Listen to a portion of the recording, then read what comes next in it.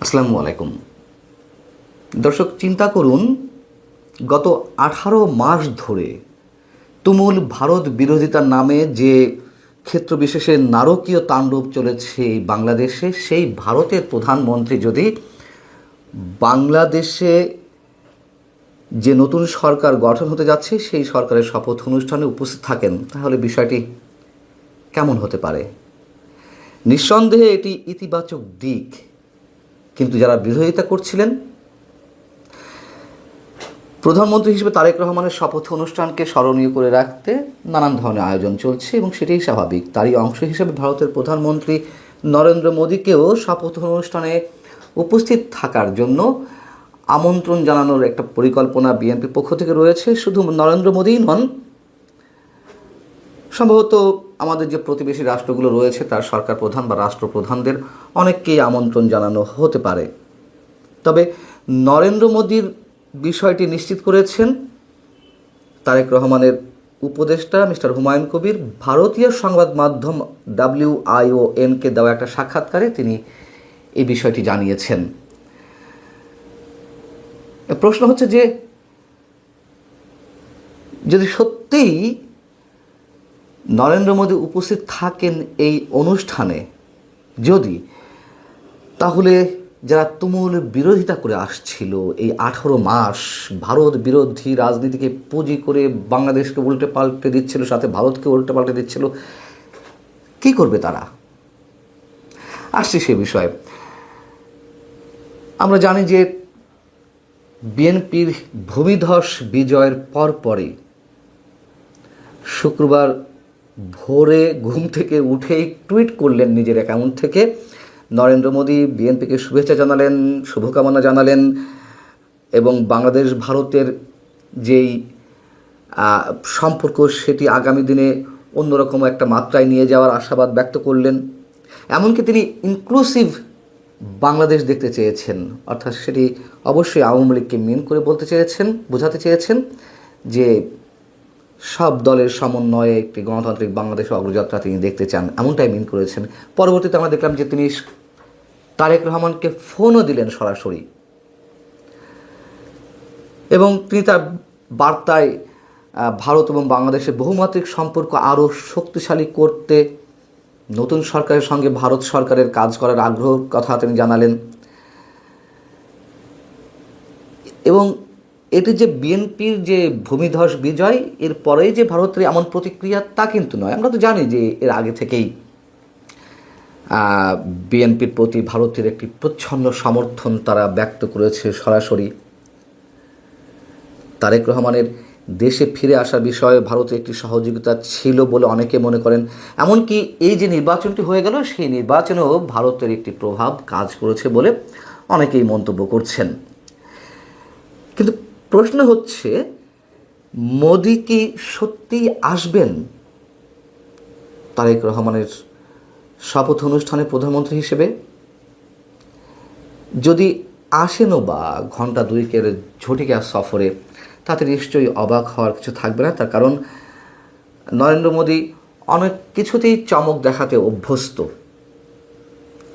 কিন্তু যে বিষয়টি বলছিলাম যে জামাত, এনসিপি, হেফাজতে ইসলাম, তাদের প্রতিক্রিয়াটা কেমন হবে?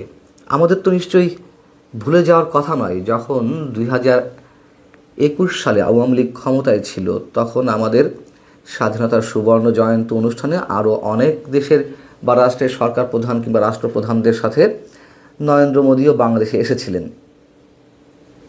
তখন তার আশা ঠেকাতে অথবা তার বাংলাদেশ সফরের প্রতিবাদে হেফাজতে ইসলামের যেই বিক্ষোভ কর্মসূচি এবং সেটিকে ঘিরে যে নারকীয় তাণ্ডব, নিশ্চয়ই আমাদের মনে আছে। কয়েকজন মানুষ নিহত হলেন। তারা এখন কি করবে? আমার মনে হয় না তারা কিছু করবে, করার কথা নয়। তার কারণ আমরা তো জানি যে ভারতের সঙ্গেও তলে তলে যোগাযোগ রাখছিল জামাতে ইসলাম। জামাতের আমির মিস্টার শফিকুর রহমান সাহেবের সঙ্গে ভারতের কূটনীতিক অথবা গোয়েন্দা সংস্থার সদস্যরা গোপন বৈঠক করেছেন এমন খবর রয়টার্সে উঠে এলো, এবং রয়টার্সের প্রশ্নের ভিত্তিতে জামাতের আমির স্বীকার করতে বাধ্য হলেন সেটি গোপন রাখা হয়েছিল। এবং আরও বড় বিষয় হচ্ছে যে, খেয়াল করার মতো বিষয়, নির্বাচনের আগে আগে কিন্তু ভারত বিরোধী যে জোরালো স্লোগান আমরা গত 18 মাস ধরে দেখে এসেছি, সেটি নির্বাচনের আগে তেমন কিছু ছিল না।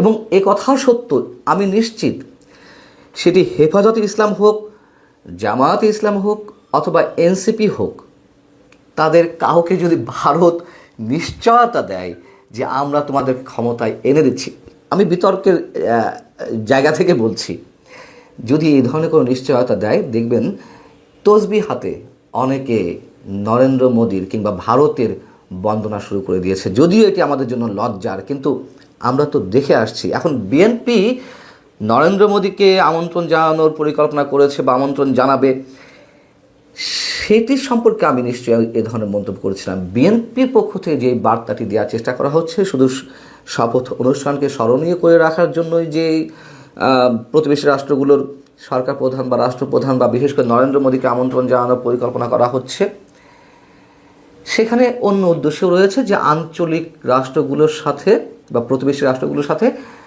যে আঞ্চলিক স্থিতিশীলতা বজায় রাখার একটা চেষ্টা, সেই বার্তাটিও বিএনপির পক্ষ থেকে দেওয়ার একটি লক্ষ্য রয়েছে। WION এর প্রতিবেদনে যেটি বলা হচ্ছে তা হচ্ছে এরকম যে, নির্বাচনে বিএনপির বড় জয়ের পর এই উদ্যোগকে দুই দেশের মধ্যে চলমান উত্তেজনা কমানোর সম্ভাব্য পদক্ষেপ হিসেবে দেখা হচ্ছে।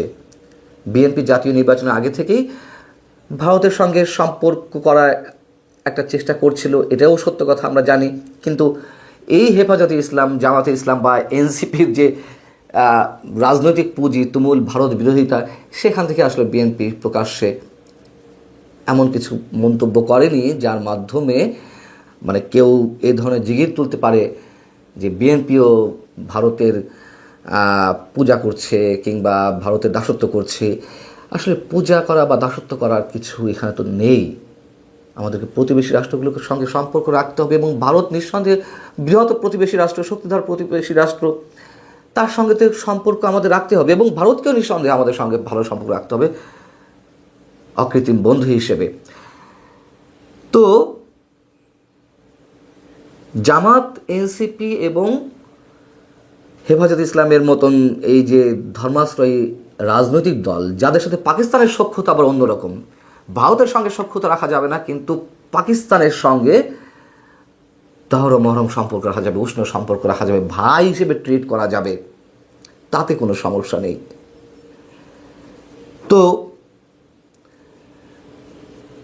হুমায়ুন কবির বলছেন WION-কে, আঞ্চলিক বিষয়গুলো নতুন সরকারের জন্য অত্যন্ত গুরুত্বপূর্ণ। নতুন সরকার আঞ্চলিক সহযোগিতার ক্ষেত্রে একটি ভারসাম্যপূর্ণ নীতি গ্রহণ করতে চায়। এবং আমরা যতদূর জেনেছি যে 17 তারিখের দিকে নতুন নির্বাচিত সংসদ সদস্যদের শপথ অনুষ্ঠান হতে পারে বা তারও আগে হতে পারে, এবং তার পরপরই নিঃসন্দেহে সরকার গঠন হবে। তারেক রহমান প্রধানমন্ত্রী হিসেবে শপথ গ্রহণ করবেন। 14 তারিখ চলে গেল, সেই হিসেবে সময় খুবই কম। তো এর মধ্যেও যথাসাধ্য চেষ্টা করা হচ্ছে নরেন্দ্র মোদীকে আমন্ত্রণ জানানোর এবং তিনি যাতে আসেন সেই ব্যবস্থা নেয়ার। তবে এটুকু নিশ্চিত যে নরেন্দ্র মোদী যদি নাও আসতে পারে, এটুকু আমিও আমার জায়গা থেকে যেটুকু জানি, ভারত সরকারের উচ্চ পর্যায়ের কোনো প্রতিনিধিকে এই শপথ অনুষ্ঠানে থাকার জন্য এক ধরনের সিগন্যালও পাওয়া গেছে, বা ভারত সরকার সিগন্যাল দিয়েছে তাদের যারা এই ধরনের আয়োজন করবে তাদের প্রতি। এর আগে আমরা জানি যে খালেদা জিয়ার অন্ত্যেষ্টিক্রিয়ার অনুষ্ঠানে জয়শঙ্কর এলেন, একটা প্রচ্ছন্ন বার্তা দিয়ে গেলেন বিএনপির প্রতি, সেটিও নিশ্চয়ই অনেক গুরুত্বপূর্ণ ছিল। মোদ্দা কথা, এই যে কথায় কথায় ভারত বিরোধিতা, ভারতের কোনো অন্যায় আচরণ থাকলে তার বিরোধিতা আমরাও করেছি, ভবিষ্যতেও করব। কিন্তু যারা ভারতকে পাশ কাটিয়ে পাকিস্তানের দয়া দাক্ষিণ্য কিংবা পাকিস্তানের প্রতি প্রেম ভালোবাসায় উদ্বেলিত হয়ে ওঠেন, সেটাই বরং আমাদের জন্য সন্দেহের, অনেক বেশি সন্দেহের।